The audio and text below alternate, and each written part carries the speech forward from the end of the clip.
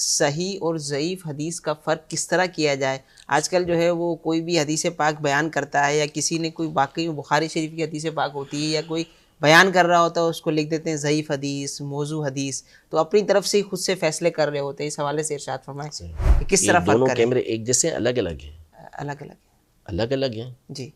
نیچے والا اس کا نام کچھ اور ہوگا، اوپر والا کچھ اور ہوگا، اس کی کوالٹی الگ ہوگی، اس کوالٹی الگ ہوگی، یہ کیسے فرق کریں گے؟ فرق مارکیٹ میں پایا جاتا ہے، ہر کوئی اپنے سمجھ رہا ہوتا ہے۔ نہیں مجھے تو نہیں سمجھ آ رہا، دونوں ایک جیسے لگ رہے ہیں۔ اچھا، تو چونکہ میری فیلڈ نہیں ہے صحیح، اس لیے مجھے نہیں معلوم کہ کیا ہے۔ تو جب آپ دو کیمروں کے درمیان اس طرح کا فرق نہیں کر سکتے، حالانکہ آپ نے اتنا کچھ پڑھا ہوا ہے، اتنا کچھ سیکھا ہوا ہے، پھر بھی آپ فرق نہیں کر پا رہے، تو ظاہر ہے کہ جس کی جو فیلڈ ہوگی وہ اسی کا کام ہوگا نا۔ اب حدیث صحیح اس کی پوری ایک تعریف ہے، میں تعریف بیان کروں تو آپ پریشان ہوں گے۔ میں مثال کے طور پہ کہتا ہوں، ماشاءاللہ بڑے پڑھے لکھے لوگ ہیں، کیمرے کا فرق بھی ان کو آتا ہے۔ متصل سندہ بنقل عدل ضابط عن مثلہ ولم یکن شذا ولا معللا، یہ حدیث صحیح کی تعریف ہے، جس کی سند متصل ہو، عادل و ضابط راوی ہوں، اس کے اندر کوئی شذوذ اور علت نہ ہو۔ اب ظاہر ہے کہ یہ کیا اس کو سمجھیں گے؟ حالانکہ سمجھنے کی قدرت رکھتے ہیں، لیکن کب؟ جبکہ اس کو سیکھیں گے باقاعدہ۔ اور پھر ضعیف کے بارے میں میں کہوں کہ جس کے اندر حسن کی صفات نہ پائی جاتی ہوں تو اس کو جو ہے وہ ضعیف کہا جاتا ہے، تو یہ کہاں سمجھیں گے؟ ظاہر ہے کہ سمجھنے کے لیے وقت لگانا پڑے گا اس کو، تو یہ پوری ایک فیلڈ ہے، جب تک آپ اسے سیکھیں گے نہیں اس وقت تک آپ اس کا فیصلہ نہیں کر سکتے۔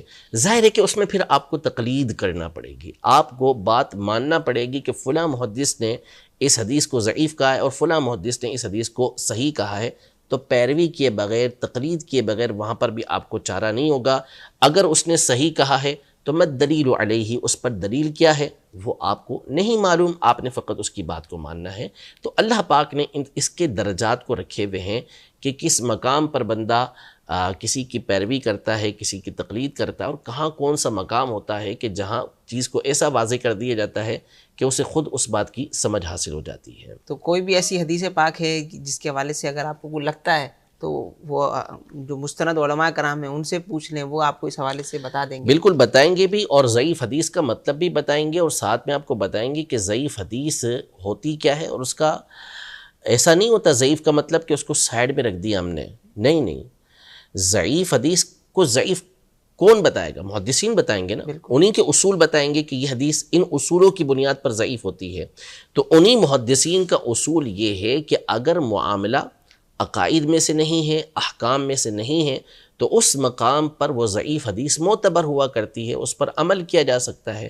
تو جو محدثین اس حدیث کو ضعیف بتانے کے اصول بیان کر رہے ہیں، وہی محدثین یہ بتا رہے ہیں کہ ایسی ضعیف حدیث کو آپ فضائل کے اندر جو احکام نہیں ہیں، جو عقائد نہیں ہیں، اس مقام پر آپ اسے استعمال بھی کر سکتے ہیں، اس پر عمل بھی کر سکتے ہیں۔ تو بات تو پوری مانی جائے گی نا، ادھوری تو بات نہیں مانی جائے گی۔